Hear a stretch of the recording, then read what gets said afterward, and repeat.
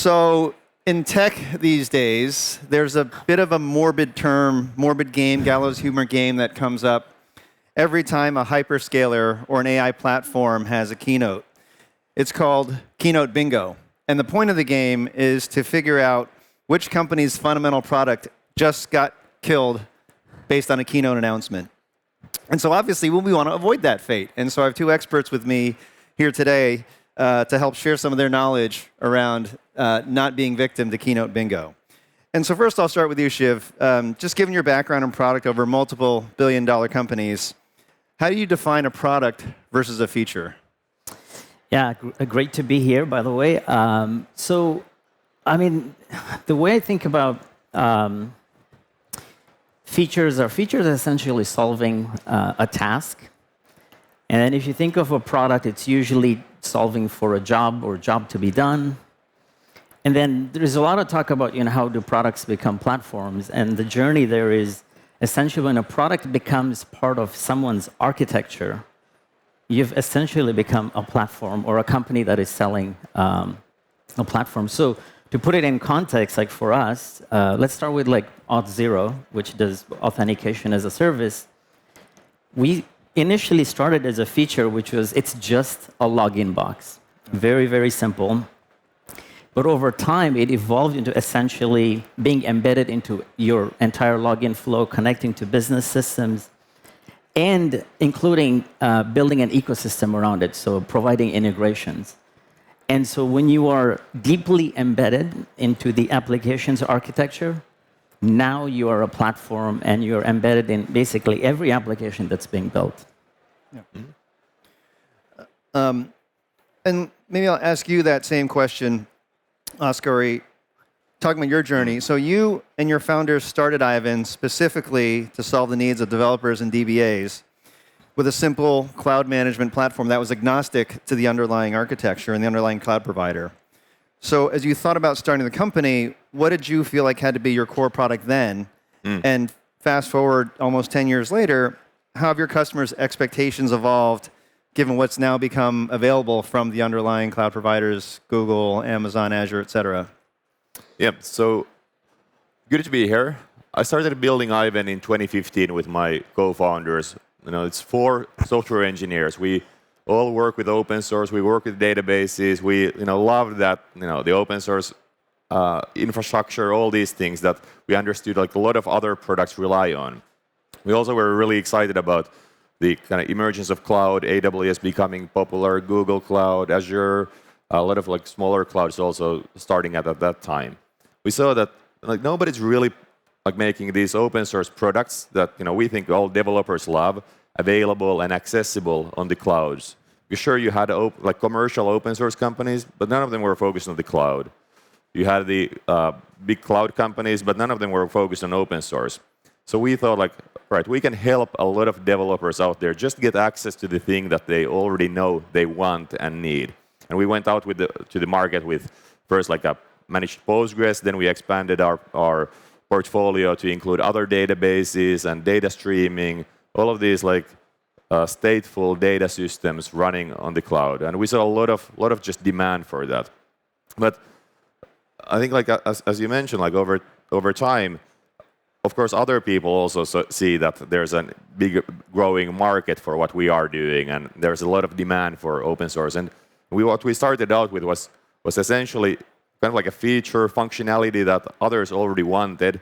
It wasn't something that immediately was like a new stack, if you will. And over time, as we started to get those customers into Aiven, who started to use our managed databases, and they started to ask us for more features, more functionality, enterprise compliance, it became harder for us at some point to like make sure that we're still connected with like what is the market out there, what is the demand there, like where can we be solving like a meaningful part of problems for a wide audience instead of just catering to specific use cases of individual companies. So I want to double click on that. So you start with an opportunity you recognize. Did you have to make conscious decisions to add the additional features on, or was that more a response to what your customers were asking for? like early on, it was like you have a lot of pull from the market. Like that's kind of the feeling you get when you have product market fit. It's like the market is just demanding more of what you are doing, and it's really like it's kind of addictive because you feel like you're now able to just like everything you do, there's demand for it immediately. But it becomes a little difficult to make sure that you are actually constantly connected with your original plan, or maybe the original plan doesn't matter so much, but you have a clear vision of what you want to do, what you intend to achieve, where do you want to take the company, so you don't become like a kind of just like a feature factory for specific set of companies that are your customers at one given point of time. Yeah, well, that's a great word. I want to underscore feature. So there's another somewhat morbid term that gets thrown around often. It's called the feature trap. And like many other traps, it's not obvious and you don't want to be in it. And maybe to take some lessons learned in your market that maybe can be applied to some of those founders in the audience, let's talk about vector databases. So 3 years ago, including in our board meetings, we talked about vector databases as a new emerging technology, something really excited, potentially tied to what was going to be a coming AI revolution. And these were hyped. There was a lot of money raised 3 years ago, and yet now when we look back at it, we're seeing a lot of these features being integrated in getting absorbed. So vector databases as standalone companies, frankly, aren't as exciting. We wisely chose not to go into that. Thank you. Maybe just for the group, Eric, are you kind of saying that I don't know who introduced you as also like board member at Aiven, and we had somebody on the board, not naming names, who was heavily pushing for like, we need to have a vector database on Aiven. I said it was an interesting opportunity, but I also said we are not a vector database company. So I guess we can both be right. Let me just walk us through the thought process you had at the time and sort of what led us to not sort of go whole hog into it. Well, I think for us, like early on when we started just like taking these open source products, making them available as cloud services, we think that's the like way to add a lot of value. We didn't invest so much into making the actual databases more like cloud native, if you will, like thinking about things like serverless, like separation of compute and storage. It was just making them available and accessible. But over time, we realized like we're not adding a lot of value to our customers. We're not having a clearer story. If we just add more things instead of thinking about like what are the technologies that help customers achieve great outcomes where we can create a really superior customer experience for our like customers and users. And take like vector databases. It's like it clearly covering an important use case. But I was always wondering like why is this a standalone product? Why is this a standalone, potentially a business, instead of just being something that is a really crucial, important part of a more general purpose database platform? And we're really happy to see that these kinds of features made their way into some of the most popular databases out there that our customers are using every day. Yeah.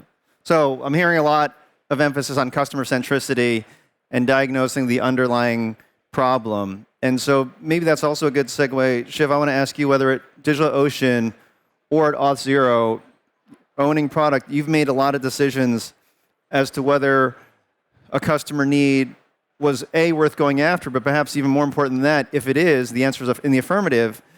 Do you build it? Do you buy it? Do you partner with someone?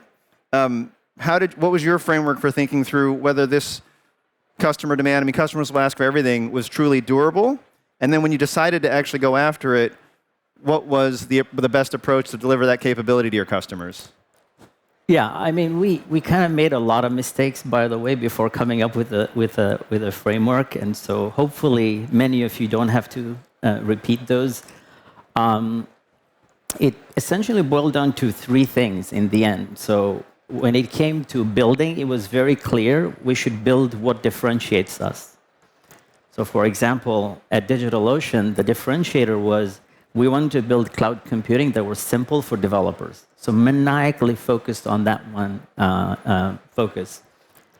And when it came to kind of buying, it was basically you buy something that's going to accelerate you, right? And you often have this trade-off, like, should I build it myself, and how much time am I going to spend? And there's a simple heuristic we use, which was like, if it's cheaper than the time you're going to spend to build it, just go buy it. So buy the accelerator. And then the last one is you want to partner complexity. What I mean by that is that there are so many times you'll be talking to your customer and they'll say, I really want this feature, I care about it, it's so important for my teams and the jobs that we're doing. But sometimes those things are not part of your core. And believe me, you will have lots of customer signal pushing you to build it or buy it. And I would argue that it's better to partner in areas that are not core to your business. And in fact, I would say partnership is usually the least explored options in most of these companies, because all of you are builders, right? You're building software, you're excited. It's very natural to say, I should go build this. And so you really have to figure out, like, where do these features or capabilities that customers are asking you, where do they sit in all of in these three buckets? And you know, I think the partnership angle is usually the least explored, and I think is probably really powerful in terms of getting to customer capabilities. Yeah, and maybe I'll ask the second question to both of you, because we talked about customer centricity, but listening to your customer. Yet we've also have found in our own experiences, customers will ask for a lot of things, but then their willingness to actually pay for what they've asked for is also not necessarily aligned one-to-one. And so if you think about ultimately, yes, you want to serve your customers, but they do have to pay you. We are for-profit enterprises. What are signals you get to sort of sift the actual intent and willingness to pay versus just the, well, I'd like that. Sure, is that free? I'll take that too. Yeah, so I think, you know, I often kind of think of, like, where, like, if there's a feature or capability, like, where will it add to the gravity of the problem that you're solving? And what I mean by that is, you know, if by adding said feature or capability adds to your long-term viability, again, back to the differentiator, and it's going to help you become where you are part of every company's architecture, that's a pretty good qualifier for, yeah, you know, we should go do this. But if it does not fit that, or the second heuristic would be like, is this something that will compound over 3 to 5 years? You know, I get a lot of, like, requests from customers, are like, or when your sales team is working with, they'll say, hey, I'm trying to close this deal. If you don't commit to this feature, I can't have this multi-million-dollar deal. Right. And it's pretty hard, by the way, as a product leader, when you're in an intense deal, several multi-million-dollar deal, to say, well, no, we're not going to build that. I've never heard sales blame product. Yeah, exactly. And they always blame product. And so I think it's really hard, but you have to have the discipline to make sure that it's adding to your long-term sort of gravity, and that it's going to compound over 3 to 5 years. So that's kind of the criteria we use. Yeah. I think that's very interesting, like the way you put it, Shiv. Like, I think we fell in the trap of, like, doing a lot of these features that didn't really contribute to kind of the completeness of our vision. Sure, there's, like, it looks like there's a big, you know, bag of money attached to some feature, but extracting, like, hard commitments from customers for this turns out to be really difficult. And when we start to create these things that are kind of like adjacent to our, you know, our core product, you know, adjacent to our vision, but don't really connect closely with it, it also makes the whole story much more confusing for, you know, potential future customers, because they look at us and they're like, wow, like, you do a little bit of this and a little bit of that, but I don't understand how it all comes together. Are you actually really good at anything? Because you seem to be doing a little bit of everything. So I think it's really critical to, like, understand, like, what is that kind of complete vision. You're not going to be able to have all of it implemented day one, but everything we do, like, has to be connected in, like, completing that. So, in example, at, like, Aiven, we started with databases as a service, with added data streaming as a service, you know, search. We haven't had, like, components, for example, running applications. Our customers rely on other technologies to run applications. There's other, like, application infrastructure layer technologies that they need to use to make good use of our products and our services. So for us right now, it's really about, like, completing that like application infrastructure layer and focusing entirely on that, so we can have like a consistent layer that makes sense for our current customers and for our future customers. Not just like add a little bit of things here, a little bit of things here, hope it sticks and people care. Because over time, that's not gonna be a winning way to build a product. Yeah. And I think so. We've talked a lot about principles and frameworks, but I think also maybe for founders, they think about their businesses growing at different stages. The framework is always great, but maybe taking it to a numeric basis. There's some, temptation that comes when you are X million in revenue and a customer is promising that they will grow your revenue by 20% if you will do this. Do you say yes? Is that enough of a basis on which to start thinking about compounding? I would. So if you're building a product if you're selling for enterprises, so consumer products are probably different in this context. So if you're building products for enterprises, one thing I've been through so many growth stage companies, and oftentimes you'll have product teams that'll say, no, we're sticking to a roadmap. We cannot mess up with our roadmap. And I think one thing you have to be open in the enterprise context is like 20 to 25% roughly of your roadmap is going to change and driven by enterprise requests or a big deal and closing a deal. So first, you should be flexible that there is a portion of the roadmap you're going to want to change every year or every quarter. And then I think the thing, and this is also hard, like I've seen a lot of product teams, they'll confuse the discipline of maintaining a roadmap with like the flexibility you need to build for large enterprises. And back to my earlier point, you started as a product, you're on your way to become a platform. Over time, you have to solve more complexity for the customer. That's kind of how you go up market and you do upsells and grow. And so, that's the one thing, that's one trap that I hope product teams kind of avoid, which is like if it fits in your long-term vision, and you have to accelerate it because of a large deal, then absolutely you should. Mm-hmm. Yeah. And we talked about build and buy, but I think partners arguably even more complicated, right? Build it, you own it. Yep. Buy it, you own it. Partner, actually you don't. And any success stories, pitfalls that have worked for you in either of your experiences that you think is worth passing on to the audience? I have a good one actually with Oskari. So maybe I'll share a story of when we're building products at DigitalOcean. We had a very interesting kind of like, should we build a capability to manage databases? And we, luckily we were working with Oskari, and we found a great partner to say, well, we can really accelerate because the team had built an entire platform to manage databases. Also had all the major open source databases supported. So for us, it was very clear. We had quite a bit of strong signal from our customers. Like 30% of the DigitalOcean customer base were using open source engines like Postgres, MySQL, and Mongo. So we already had very strong signal, but for us to build it, building 3 different engines so that they're global and they're well supported, richer, feature rich, it's going to take us probably 2 years, right? From hiring and getting the right people. So in our case, we kind of partnered with Aiven, and we were able to get those products pretty quickly in market in a much, much shorter time.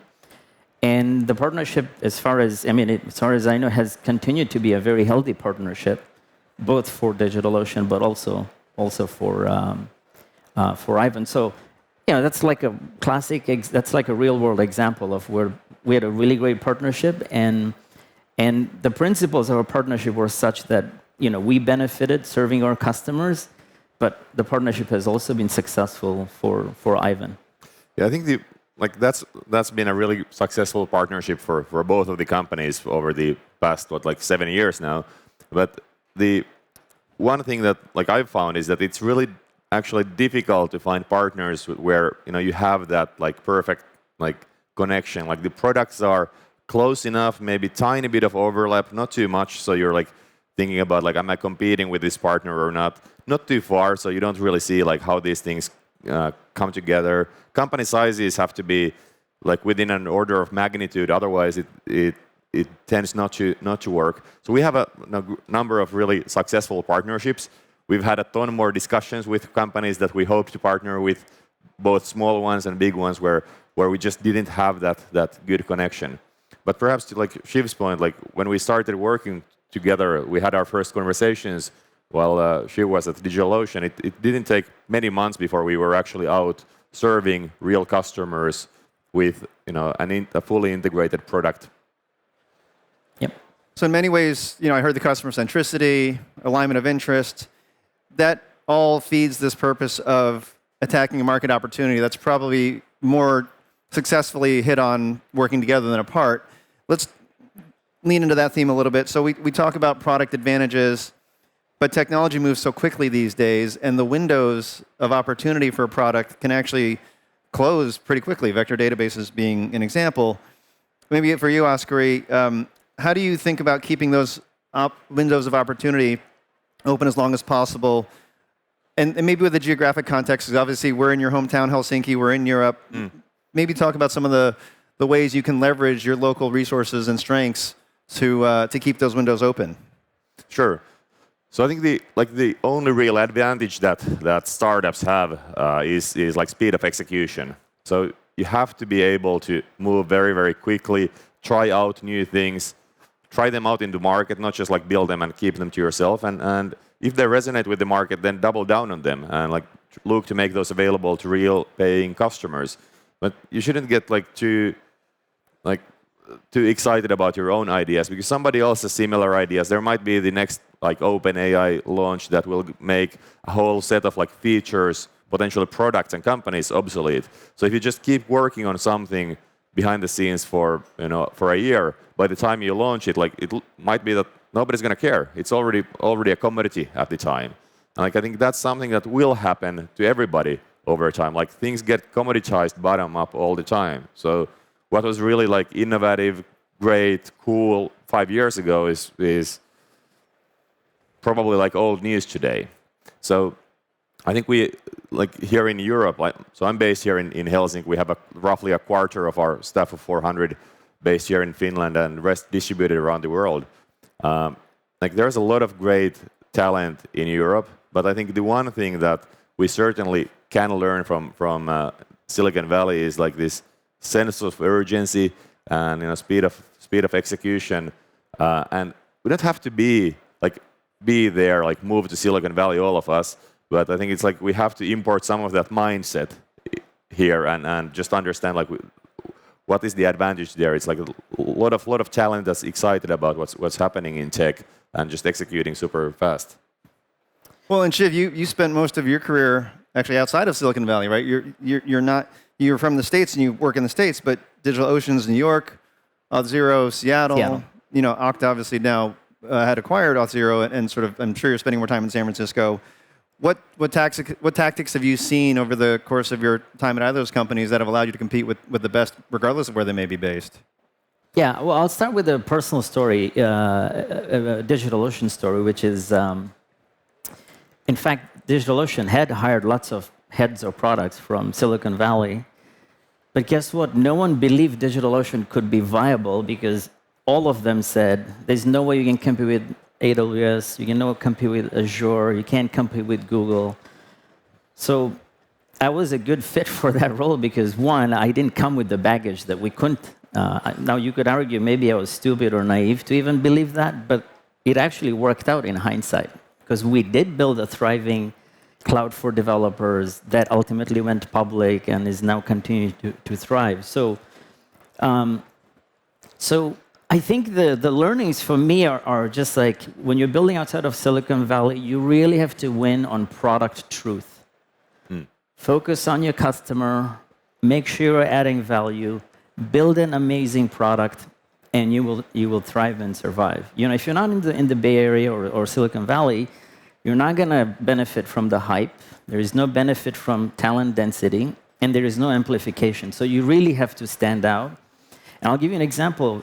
At the time, DigitalOcean did not have the marketing spend of AWS, Microsoft, or Google. No, not even close. And so instead of outspending, the way we solve this problem at DigitalOcean is that, one, we made the product like ridiculously simple. The experience, the pricing. And then we basically, instead of outspending, we out-teached everyone. And what I mean by that is we basically built amazing documentation and tutorials and guidelines. So developers who didn't want to deal with AWS complexity loved the product. And then developers who wanted to learn how to manage cloud resources, virtual machines, Linux, how to set up a database, they got these amazing tutorials from us. And that was the #1 source of traffic and acquisitions for our product. So again, we lean into kind of what was unique and different. And then from an Auth0 perspective, again, very similar playbook, not based in Silicon Valley. We were globally distributed. In fact, more of our teams were outside of the US than in the US. And same focus, which was like focus on great developer experience, great documentation, and we were able to build a really important platform. So kind of when I think about like what are the takeaways of what startups that you are all building here, how can you compete? And this is kind of stay true to solving the product, focus on your customers, and then you do have amazing talent here because we hire in Europe a lot. So I'm aware that we have very good talent here. I think it's also play to your advantages because if you're building out of Europe, naturally you can be global first. Mm-hmm. That's, I think, is an advantage. And then second, there are some unique requirements of operating in Europe, like such as regulation or data residency. If you build those into your products and platforms from day one, you already have an edge and an advantage. So I think play to your strengths. And of course, the mindset that you can import, but I think there's a lot of talent and capability to build stuff outside of the Valley. Yeah. And maybe as we get close to the end of the session, I'll take it back to product, which is where we started, to avoid being trapped, to avoid being keynote bingoed. Both of you are at companies where you actually can, I'll say, for lack of a better term, play some tricks and make it difficult for your customers to leave you, but those also run the risk of upsetting your customers, right? So, Oskar, you control a lot of your customers' data. You can make it a lot harder for them to leave. They probably wouldn't like that. Shiv at Okta, you see patterns on logins and whether something's anomalous. There's value in that information. You could say, hey, I'm not going to share that with you. How do you guys balance, to your own incentive, keeping your customers with you by not making it easy to leave, but not making them feel trapped, which, of course, is a recipe for low customer satisfaction? Yeah. So in our case, like everything we run is open source. We have a lot of proprietary software to manage that and create some of the customer and user experience. But the core databases and streaming systems are open source. So it would be quite a shock, I would say, to our customer base if we then started to close down some APIs that prevented them from extracting large amounts of data and all that. So I think it would really kill the whole idea of Aiven. Why would you be working with us? So it's completely opposite to what we are, the values of the company and what we look to provide to our customer base. They trust us because we are running on open source products and open source platforms. So the value we provide and the lock-in we want to achieve and the stickiness we want to achieve, that's by creating a really, really great customer experience and a user experience, giving people more reasons to store more data on Aiven, so that the more you work with us, the better it gets for you. So we want to be not just covering one point use case somewhere, but actually become that platform. Nobody wakes up in the morning thinking that, oh, today I want to buy a platform. But by providing a lot of value in different ways to your customer base, you actually do become one. And that will be very, very powerful and sticky. I don't like the word trap because that just sounds really shady. Nefarious. So, so I think from a product mindset, I think what you want to focus on is build stuff that will attract customers, will please customers, right? Yes, they may be very sticky, that over time they're not going to leave because of that. But let me give you an example, a practical example. For Auth0, for us, it was we realized we have this amazing login pipeline, login box, and customize it. It was not going to solve all use cases. So we added customization, what we call extensibility, and we allowed developers to add custom code. Now, of course, that's a very sticky feature, right? But the delight we gave to developers far outweighed the stickiness of it, right? So I think if you have to take the lens of pleasing the customer and making it delightful, less so like I'm doing this because I'm going to hold on to them. That's not going to sustain long term. So make them stay because they want to be there, not because they can't leave. Exactly. Excellent. Yeah.